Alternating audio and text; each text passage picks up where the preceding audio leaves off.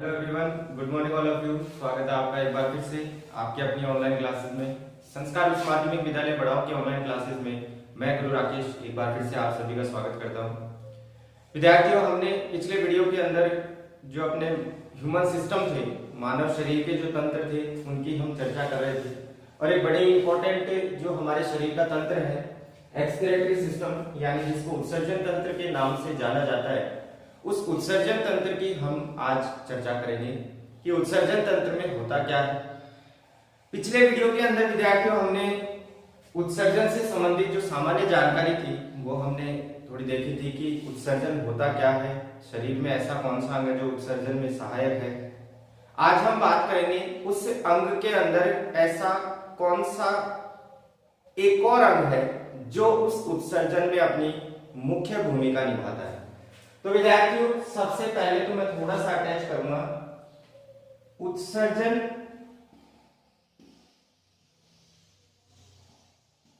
तंत्र। इस उत्सर्जन तंत्र का मुख्य अंग, अगर मुख्य अंग की बात करें तो मुख्य अंग कौन सा है?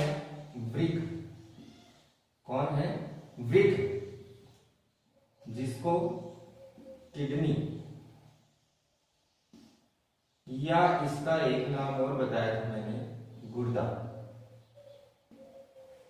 इसके नाम से इसको जाना जाता है। अब उत्सर्जन का मतलब हमें पता है कि शरीर से अपशिष्ट पदार्थ को बाहर निकालना। इसका मतलब हमारे शरीर में अपशिष्ट पदार्थ को बाहर निकालने का काम कौन करेगी? किडनी करेगी, यानी वृक्क करेगी। संख्या के बारे में हम देख चुके हैं कि संख्या इसकी 2 होती है और प्रत्येक किडनी की, यानी एक किडनी के वजन की अगर मैं बात करूं तो लगभग 120 ग्राम के लगभग इसका वजन माना जाता है। अब इससे हमें यह समझना है कि इस वृक्क के अंदर ऐसी कौन सी संरचना उपस्थित है जो उत्सर्जन के लिए जिम्मेदार है। तो यहां मैं एक क्वेश्चन से शुरुआत कर सकता हूं।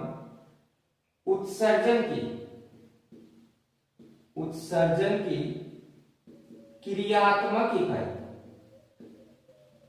क्रियात्मक कह दो चाहे संरचनात्मक कह दो, उत्सर्जन की क्रियात्मक संरचनात्मक इकाई किसको कहा जाता है? तो वो इकाई है आपकी नेफ्रॉन। कौन सी है? नेफ्रॉन। विद्यार्थी, यहाँ एक शब्द और आएगा, हालांकि आगे के जो चैप्टर है उसके अंदर हम उसको पढ़ेंगे। नर्वस सिस्टम के अंदर एक न्यूरॉन नाम से एक ऑर्गन और आएगा, एक ऐसा मान सकते हैं कि एक संरचना आएगी न्यूरॉन, तंत्रिका कोशिका जिसको कहा जाता है। उस न्यूरॉन में और इस नेफ्रॉन के अंदर कई बार कंफ्यूजन हो जाता है।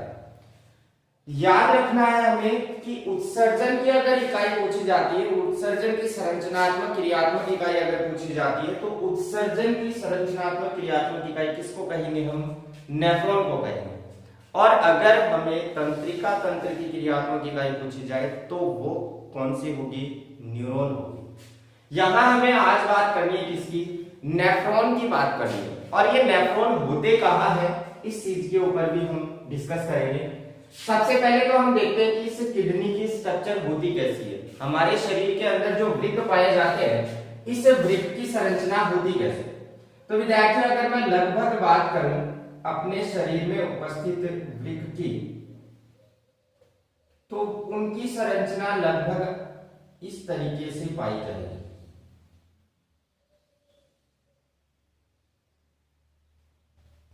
यानी दायां और बायां, क्योंकि अपने दोनों साइड के अंदर क्या पाए जाते हैं? गुर्दों की संख्या हमने पहले देख ली थी।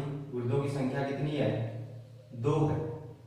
तो ये दाईं और बाईं 2 अपने ग्रिप हो गए।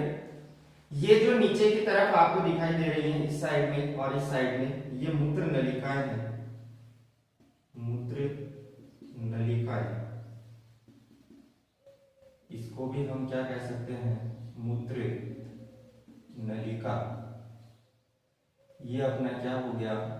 वृक्क। और ये भी कौन सा और क्या है? वृक्क। अब विद्यार्थियों, इस वृक्क के अंदर यहां एक संरचना और पाई जाती है। इस तरीके से अगर हम उसको डिनोट करें, हालांकि माइक्रोस्कोप में जब आप देखोगे तो आपको एक अलग ही स्ट्रक्चर दिखाई देगी। माइक्रोस्कोप के अंदर हम इसको डिटेल से देख सकते हैं। इस तरीके की एक संरचना इस वृक्क की संरचना में पाई जाती है, जिनको हम नाम देंगे क्या, इनको हम नाम देंगे नेफ्रॉन। क्या नाम देंगे? नेफ्रॉन। और इन नेफ्रॉनों से निकलने वाली जितनी भी संग्रह नलिकाएं हैं, वो सारी की सारी संग्रह नलिकाएं यहाँ आके खुलती है और अपना जितना भी उत्पाद होता है वो सारा का सारा उत्पाद लाकर वो यहाँ छोड़ देती है। और यहाँ से वो पदार्थ अगर लिक्विड फॉर्म में है तो मूत्र नलिकाओं द्वारा कहाँ चला जाएगा? मूत्राशय में। और अगर सॉलिड फॉर्म में है तो वो चला जाएगा गुदा में। तो विद्यार्थियों, हमें आज का जो हमारा टॉपिक है वो है इस किडनी के अंदर पाई जाने वाली ये जो नेफ्रॉन्स हैं, इन नेफ्रॉन की स्ट्रक्चर कैसी होती है, क्योंकि मोस्टली एक्सक्रीशन में या उत्सर्जन के अंदर इन नेफ्रॉनों का ही क्या है? मुख्य रोल है या मुख्य भूमिका है। मैं यहाँ आपको डायग्राम में तो दिख रहा होगा कि बहुत सारी नेफ्रॉन्स हैं, लेकिन मैं एक नेफ्रॉन की स्ट्रक्चर की यहाँ बात कर रहा हूं। तो मैं यहाँ नेफ्रॉन की संरचना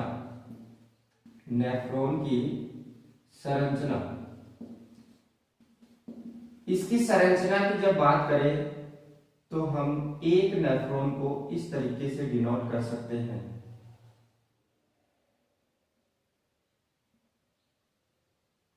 एक नेफ्रॉन की संरचना अगर आपसे पूछी जाए तो आपको इस तरीके से एक नेफ्रॉन का डायग्राम बनाना है।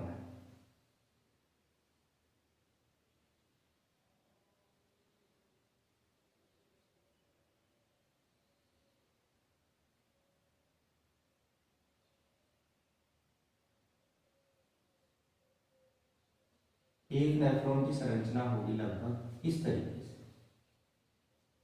और ये लास्ट में संग्रह नलिकाएं बन जाएंगी। ये विद्यार्थियों, मैं यहाँ इस वृक्क के अंदर जो नेफ्रॉन थे उसके एक नेफ्रॉन की स्ट्रक्चर आपके सामने बना चुका हूं। इस तरीके का एक नेफ्रॉन होता है। हालांकि वृक्क की संरचना में आप देख सकते हैं उसमें बहुत सारे हैं, लेकिन इस तरीके की एक की संरचना होती है। ये होती है आपकी रक्त नलिका, जिसमें एक भाग होता है अभिवाही और दूसरा भाग होता है अपवाही नलिका। और ये भी कौन सी है? अभिवाही नलिका। इसके बाद मैं इसके थोड़े से नाम की बात कर लेता हूं। यहां पर रक्त केशिकाओं का जाल पाया जाता है, गुच्छा पाया जाता है, जिसको नाम दिया जाता है ग्लोमेरुलस। क्या नाम दिया जाता है? ग्लोमेरुलस। इसके बाद ये जो अर्धचंद्राकार प्याले रूपी संरचना दिखाई दे रही है, इसको कहा जाता है बोमेन संपुट। क्या नाम दिया गया है? बोमेन संपुट। और बोमेन संपुट के नीचे आप देख सकते हैं ये जो कुंडलन है, ये कुंडलन किस चीज के है? ये है PCP। हिंदी में इसको कहते हैं समीपस्थ कुंडलित नलिका। क्या नाम देते हैं?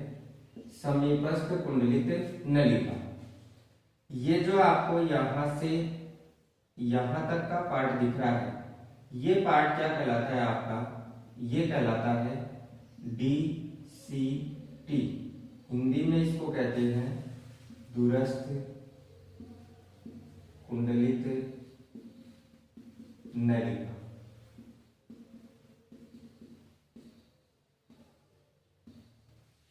इसके बाद लास्ट ये जो पार्ट आपको दिखाई दे रहा है, ये कहलाता है आपका संग्रह नलिका। और यहां एक इंपॉर्टेंट थिंग यहां रह गई है, यहां से लेकर यहां तक का जो पार्ट है, ये आप देख सकते हैं अंग्रेजी का यू बन गया। इंग्लिश के यू आकार की ये जो आकृति है, इसको कहा जाता है हेनले का लूप। हेनले लूप के नाम से इसको जाना जाता है। तो विद्यार्थी, एक पर्टिकुलर अगर मैं एक उत्सर्जन तंत्र की क्रियात्मक इकाई की बात करूं तो उसकी क्रियात्मक इकाई कौन सी हो गई? उसकी क्रियात्मक इकाई होगी नेफ्रॉन। और उस नेफ्रॉन की संरचना की अगर हम बात करें तो नेफ्रॉन की संरचना आपके सामने है। एक नेफ्रॉन आपको इस तरीके का दिखाई देगा। अब हम बात करेंगे कि ये नेफ्रॉन किस तरीके से जो भी पदार्थ आपके द्वारा अवशोषित लिया गया, ग्रहण किया गया है, उसमें से आवश्यक पदार्थों का अवशोषण कैसे करता है और अवशोषण करने के बाद जो अपशिष्ट बच गया उसको शरीर से बाहर कैसे निकालता है। ये दो तीन चीजें हमें समझनी है इस नेफ्रॉन की संरचना के माध्यम से। तो विद्यार्थियों, सबसे पहले तो मैं यहाँ बात करता हूँ इस नलिका की। ये नलिका है अभिवाही और ये है अपवाही। यहाँ आप डायग्राम में भी देख सकते हैं, अभिवाही नलिका का ये जो व्यास है ये कुछ अधिक है और अपवाही नलिका का व्यास क्या है, कम। अभिवाही नलिका के व्यास ज्यादा होने से मेरा मतलब है कि पदार्थ ज्यादा से ज्यादा आए, और यहाँ अपवाही नलिका का व्यास कम होने से मतलब है कि जब यहाँ से आगे वो रक्त निकले तो वो उच्च दाब के साथ निकले ताकि लंबा वो जा सके या लंबी दूरी को वो आसानी से तय कर सके। क्योंकि हमने ये देख लिया था पहले कि हमारे शरीर में रक्त को पंपित करने के लिए प्रेशर सबसे ज्यादा इंपॉर्टेंट है। दाब के साथ ही रक्त क्या करता है, आगे से आगे प्रवाहित होता है। यहाँ एक स्ट्रक्चर मैंने बनाई है ग्लोमेरुलस, ये रक्त केशिकाओं का जाल होता है। तो यहाँ मैं कोष्टक के अंदर इसको समझाने के लिए लिख सकता हूँ। ग्लोमेरुलस का मतलब क्या है, रक्त केशिकाओं का जाल या गुच्छा। गुच्छा कह दो या जाल कह दो, एक ही बात है। यानी यहाँ इस ग्लोमेरुलस वाले पार्ट के अंदर रक्त केशिका या रक्त नलिकाएं बहुत सी होती है, उनका एक समूह पाया जाता है। यहाँ इन रक्त नलिकाओं के अंदर जो पदार्थ घुलित अवस्था के अंदर है, उस पदार्थ का सबसे पहले यहां पर एक क्रिया होती है छनने की, और वो पदार्थ छनकर कहां आ जाएगा, ये जो नीचे की साइड में प्याले रूप की संरचना थी जिसको हम बोमेन संपुट नाम दे रहे थे, उसके अंदर वो पदार्थ आ जाएगा। तो यहां क्रिया क्या हुई, रक्त केशिकाओं से पदार्थों का छनकर कहां पर आना, बोमेन संपुट में आना, इस क्रिया को कहते हैं निस्यंद। क्या नाम देते हैं, निस्यंद। और उस पदार्थ को जो छनकर बोमेन संपुट में आया है वो पदार्थ क्या कहलाएगा, वो पदार्थ कहलाएगा निस्यंदित पदार्थ। दो चीजें हैं, ग्लोमेरुलस से छनकर जो पदार्थ बोमेन संपुट में आता है उस पदार्थ को तो क्या कहा गया है, निस्यंदित पदार्थ कहा गया है। और जो छनने की क्रिया है, ग्लोमेरुलस से पदार्थ का छनकर कहां आना, बोमेन संपुट में, ये जो क्रिया है इस क्रिया को क्या नाम दिया गया है, इस क्रिया को निस्यंद कहा गया। अब यहां पर जो पदार्थ छन के इस प्याले रूपी संरचना में आ चुका है, उस पदार्थ के अंदर carbon, vitamins, minerals, sodium, calcium, potassium, ये ऐसे कुछ पोषक तत्व हैं, क्योंकि आपने जो भी भोजन लिया है उसमें किसी न किसी तरीके के कोई ना कोई पोषक तत्व तो उपस्थित है ही। वो पोषक तत्व शरीर से बाहर ना जाए, उसका पुनः अवशोषण हो जाए शरीर के अंदर। इसके लिए क्या होगा, जो पदार्थ यहाँ छन के आया उसमें जितने भी शरीर के लिए आवश्यक पोषक तत्व हैं, वो सारे के सारे पोषक तत्व इस बोमेन संपुट से कहां आ जाते हैं, पीसीपी में आ जाते हैं, समीपस्थ कुंडलित नलिका में आ जाते हैं। और यहाँ आप देख सकते हो ये समीपस्थ कुंडलित नलिका जो है ये कुंडलित अवस्था के अंदर है। कुंडलित अवस्था में इसका मतलब ये हुआ, जो भी पदार्थ छन के आएगा वो धीरे धीरे इस पीसीपी से आगे की तरफ क्या होगा, धकेला जाएगा, यानी उसे आगे की तरफ धकेला जाएगा आगे के ऑर्गन के लिए। तो यहाँ इस पदार्थ में जितने भी आवश्यक चीजें हैं शरीर के लिए, उनका यहाँ पर क्या कर लिया जाएगा, अवशोषण कर लिया जाएगा। यानी पीसीपी में अवशोषण शुरू हो जाता है।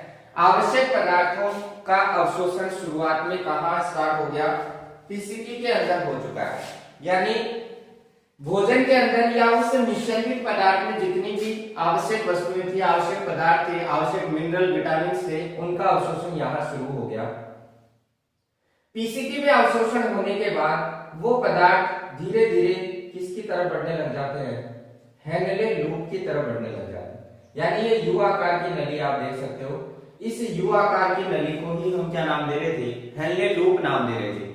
इस हेनले लूप के अंदर जो पदार्थ आया है, अगर उस पदार्थ के अंदर जल की मात्रा ज्यादा है, ये आपको थोड़ा सा ध्यान देना है, अगर जो पदार्थ पीसीटी से निकलकर हेनले लूप के अंदर आया है उसमें अगर जल की मात्रा ज्यादा है तो हेनले लूप के अंदर क्या काम होना है, जल का अवशोषण। क्या काम होना है, जल अवशोषण की क्रिया होनी है। तो जो पदार्थ पीसीटी से हेनले लूप में आया उसमें अगर तरल पदार्थ या मैं कहूं कि जल की मात्रा ज्यादा है तो वो कहां अवशोषित हो जाएगा, इस हेनले लूप में हो जाएगा।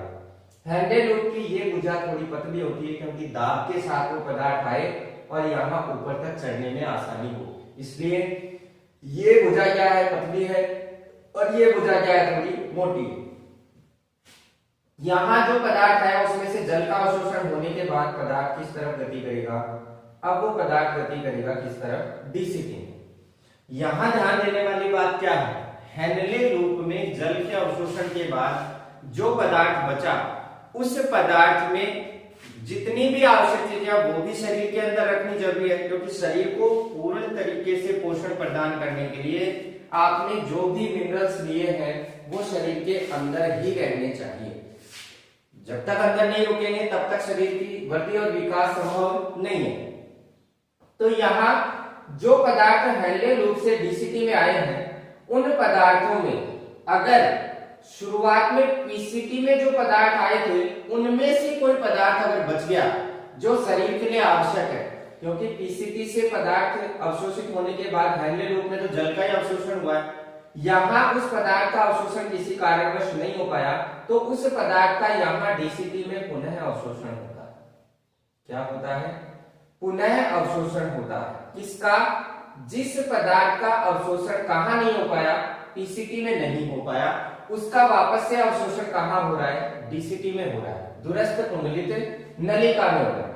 यहां पर अवशोषण के बाद जो शेष पदार्थ बच जाता है, अब वो शेष पदार्थ क्या है, शरीर के लिए या हम ये कहें कि हमारे लिए वो अनावश्यक है। यानी अगर शरीर से उस पदार्थ का निष्कासन भी कर दिया जाए तो हमारे शरीर को उसकी कोई आवश्यकता नहीं है, हम उसे आसानी से क्या कर सकते हैं, बाहर निकाल सकते हैं। तो डीसीटी के बाद जो शेष पदार्थ बच गया वो भेज दिया जाता है कहां, संग्रह नलिकाओं में। ये संग्रह नलिका क्या करती है, जो अपशिष्ट पदार्थ या जो हानिकारक अनावश्यक पदार्थ डीसीटी के बाद संग्रह नलिका को दिया गया है वो संग्रह नलिका उस पदार्थ को लाकर यहां छोड़ देती है इस भाग के अंदर। यहां मैंने एक नेफ्रॉन की बात की है, यहां नेफ्रॉन आप देख सकते हैं 2 3 4 5 6 अपने डायग्राम में बना रखे हैं। इन 6 की या बहुत सारे होते हैं नेफ्रॉन, उन नेफ्रॉनों की जो संग्रह नलिकाएं हैं वो आकर कहां खुलती है, वो इस भाग में खुलती है और ये सारी की सारी संग्रह नलिकाएं अपने पदार्थ को लाकर यहां छोड़ देती है। इस साइड की भी लाकर यहां छोड़ देंगे और इस साइड की यहां छोड़ देंगे, तो वो पदार्थ आकर कहां एकत्रित हो गया, यहां एकत्रित हो गया। अब ये पदार्थ जो संग्रह नलिकाओं के माध्यम से लाया गया है, अगर ये तरल अवस्था में है तो ये मूत्र नलिका के माध्यम से यानी इन नलिकाओं के माध्यम से जाएगा और कहां चला जाएगा, मूत्राशय के अंदर चला जाएगा। और अगर ये पदार्थ संघनित है तो ये कहां एकत्रित होगा, जाकर ये गुदा के अंदर या मलाशय के अंदर एकत्रित होगा और हम अपनी दैनिक क्रिया के माध्यम से क्या कर देंगे, उसे शरीर से बाहर कर देंगे।